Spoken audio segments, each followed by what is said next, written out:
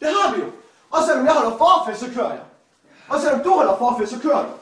Det er ikke fair. Det er de andre, der skal køre så. Ellers skal vi ikke komme derud. Det var det, jeg ville have sagt til dig. Ja. Men du kan ikke køre efter. Men alligevel, så hvorfor er det, så kan vi i det mindste godt, de andre, de er væk. De har Oliver forældre væk, Mellies forældre væk.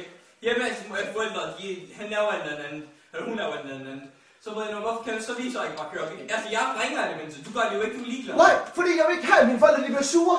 Kan vi ikke bare... De bliver sure hver fucking gang. Nej, nej, fucking dårlig De gider ikke være taxichauffør. Jamen, altså, vi kører ikke hjem igen. Har de sagt, at min mor, hun siger ikke... Det er lige meget, de sidste dag kører der ud.